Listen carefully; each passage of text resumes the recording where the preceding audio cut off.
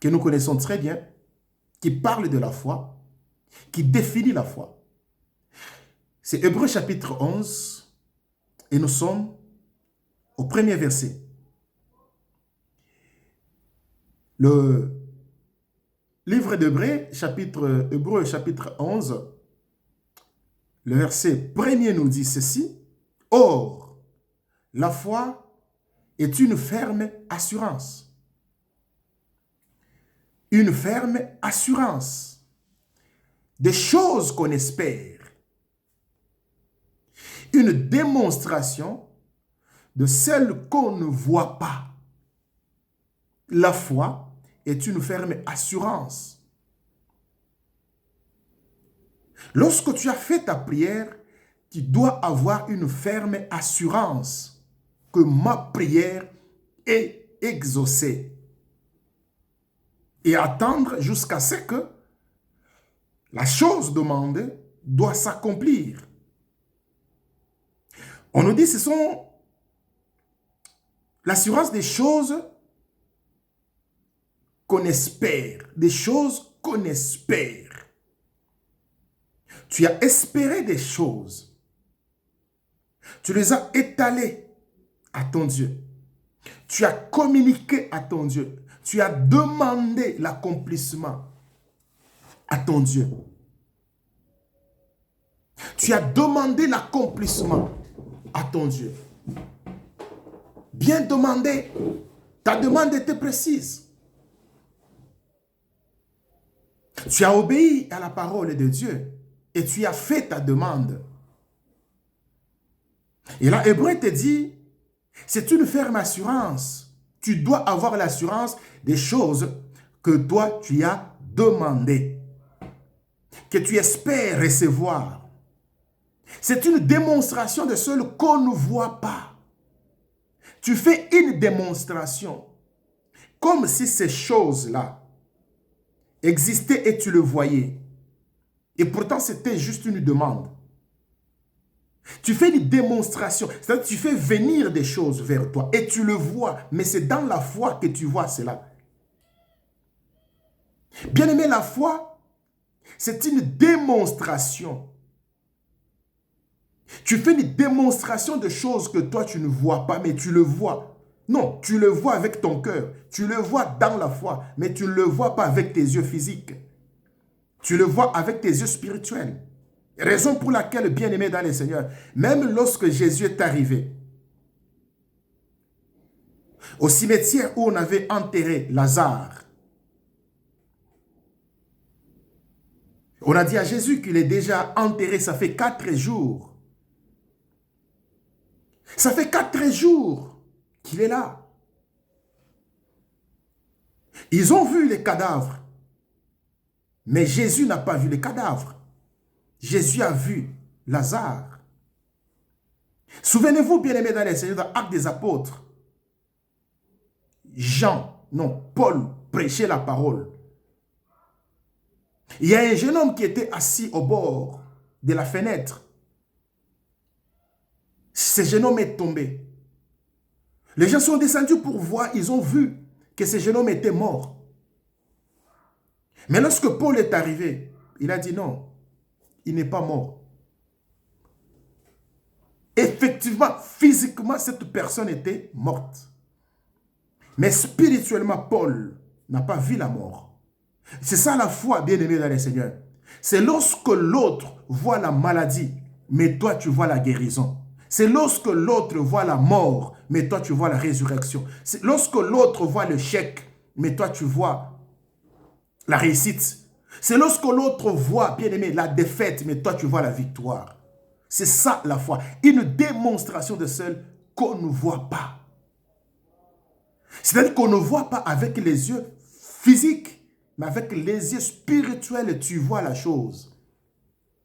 Très important, bien-aimé, cette troisième condition. Pour que ta prière soit exaucée par Dieu, tu dois avoir la foi. Tu dois faire une démonstration des choses que toi, tu ne vois pas. Comme si ces choses-là existaient. Au verset 2 nous dit, pour l'avoir possédé, les anciens ont obtenu un témoignage favorable. On nous a parlé d'Isaac, on nous a parlé de Jacob, on nous a parlé d'Abraham, on nous a parlé de tous ces gens-là. Ils ont eu la foi, ils ont cru à l'Éternel. Et aujourd'hui, bien aimés dans les sœurs, ces gens-là ont un témoignage favorable. Le verset 3 nous dit ceci.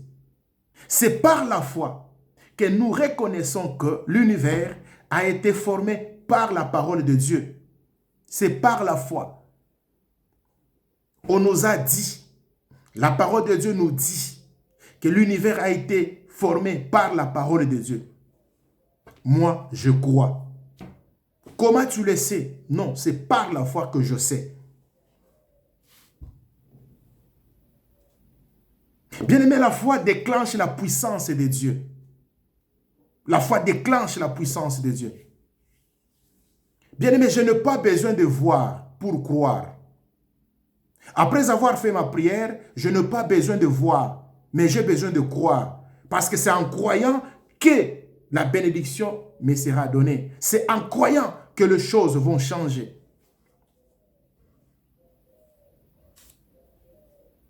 Ce n'est pas parce qu'il n'y a rien.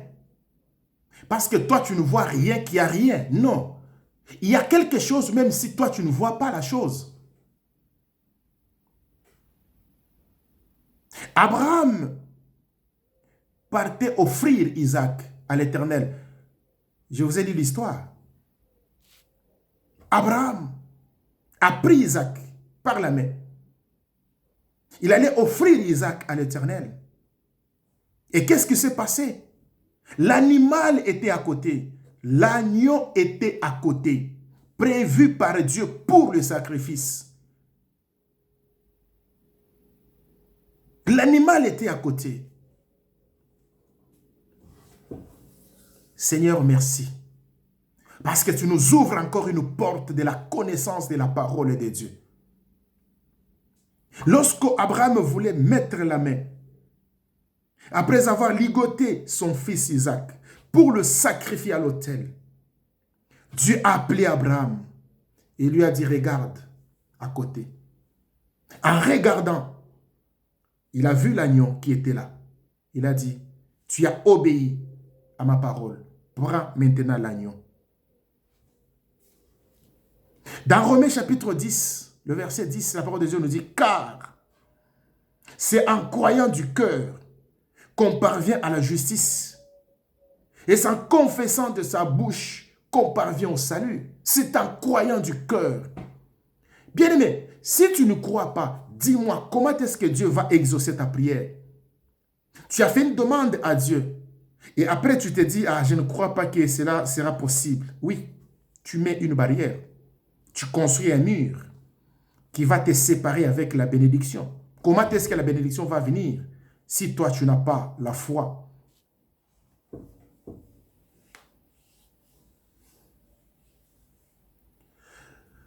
Romains chapitre 10, le verset 10. C'est en croyant du cœur qu'on parvient à la justice. C'est en croyant du cœur. Lorsque tu crois, bien-aimé dans le Seigneur, tu parviens maintenant à la justice. Et qui nous rend juste si ce n'est pas notre Seigneur? Et le verset 11 nous dit, selon ce que dit les Écritures, quiconque croit en lui ne sera point confus. Tu crois à l'existence de Dieu. Tu crois à la mort et à la résurrection de Christ. Tu ne seras pas dans la confusion. Il y a beaucoup de gens qui sont dans la confusion aujourd'hui parce qu'ils n'ont pas la foi. Ils n'ont pas la foi. Tu as eu un message qu'on t'a déjà prêché. Au lieu de croire, maintenant toi tu ne crois pas. Et lorsque tu doutes, bien-aimé, souvenez-vous du péché d'Adam et Ève. Pourquoi la femme a douté? Le diable est venu avec son mensonge, introduire le doute dans le cœur maintenant de la femme. Et la femme a cédé. Pourquoi? Parce qu'elle n'a pas cru. Il faut croire. Et nous allons voir la quatrième partie, c'est la persévérance. Lorsque tu crois, persévère. Marc chapitre 2, le verset 4 ou jusqu'à 5. Je vais lire juste le verset 4 et le verset 5, qu'est-ce que la parole de Dieu nous dit? Au verset 4, comme il ne pouvait l'aborder à cause de la foule, ils découvrirent le toit de la maison où il était et ils descendirent par cette ouverture les lits sur lesquels le paralytique était couché. Jésus, voyant leur foi, dit au paralytique, mon enfant, tes péchés sont pardonnés. Il s'agit de quoi? L'histoire que nous connaissons très bien, d'une personne paralytique qui était sur son lit, couché des années. 4 personnes ont pris la décision de porter cet homme-là. Parce que ces 4 personnes avaient appris que Jésus était dans une maison quelque part. Ils ont apporté leur frère qui était sous les lits. Et comme il n'y avait pas moyen d'arriver là où se trouvait Jésus, qu'est-ce qu'ils ont fait?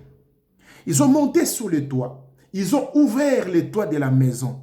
Bien-aimés, ça, c'est la foi. Non, nous allons aller jusqu'au bout. Et nous croyons